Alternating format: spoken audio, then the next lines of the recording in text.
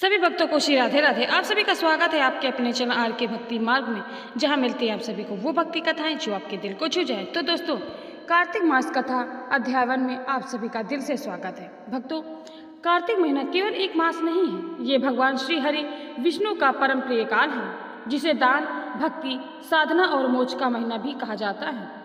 आज से हम आरंभ कर रहे हैं कार्तिक मास की पवित्र कथा, जो हर उस व्यक्ति के जीवन को पवित्र कर देती है जो इसे श्रद्धा और विश्वास के साथ सुनता है।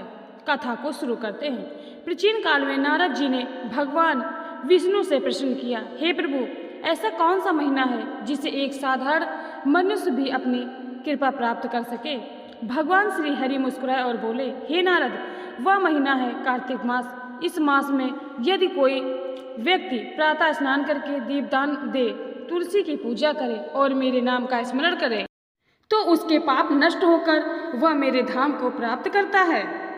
तुलसी जी का महत्व।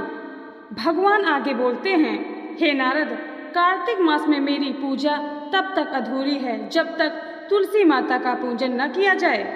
तुलसी मेरे हृदय में समान पवित्र है। जो भक्त कार्तिक मास में तुलसी के नीचे दीपक जलाता है, उसे अनंत पुण्य प्राप्त होता है।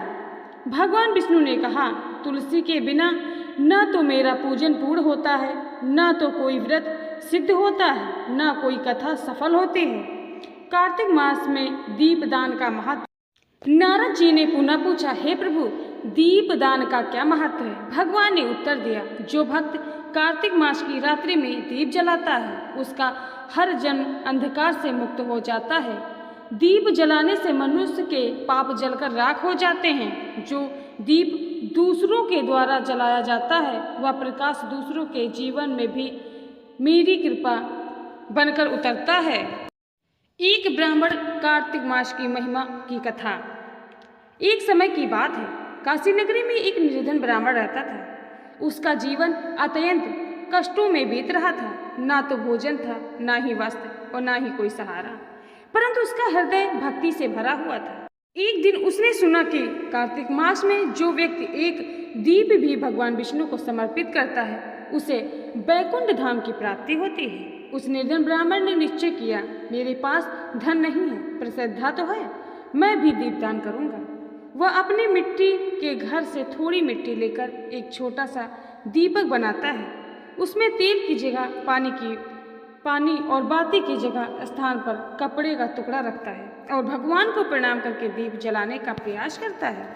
भगवान विष्णु उसी क्षण अपने धाम से प्रसन्न होकर प्रकट होते हैं और कहते हैं, भक्त, तेरी श्रद्धा ने मुझे बांध लिया है। तूने कार्तिक मास में जो दीपदान किया है, वह तेरे जीवन के सारे अंधकार को मिटा गया है। अब तू मेरे धाम में आएगा।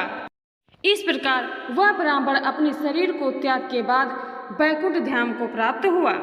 कार्तिक मास का पालन कैसे करें? भक्तों, यह महीना अत्यंत पवित्र है। इस मास में कुछ सरल नियम बताए गए हैं। नंबर 1, प्रातः काल स्नान करके सूर्योदय से पहले उठकर गंगा या किसी तीर्थ जल में स्नान करें। नंबर 2, दीपदान संध्या के समय तुलसी के नीचे, मंदिर में या घर में भगवान के सामने दीप जलाएं। नंबर 3, तुलसी पूजा। प्रतिदिन तुलसी माता को जल अर्पित करें और परिक्रमा करें। नंबर 4, नाम स्मरण।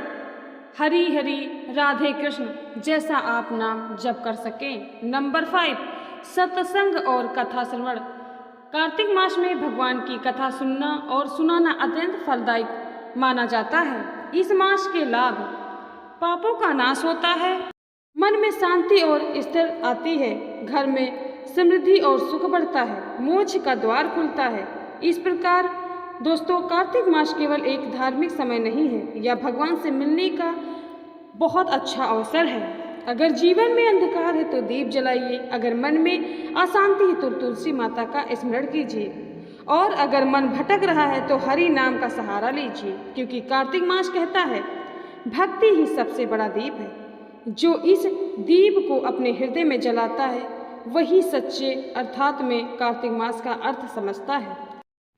तो दोस्तों, अगर आपको यह कथा अच्छी लगी हो तो भक्ति भाव से इस वीडियो को पूरा सुने और दूसरों तक जरूर पहुंचाइए।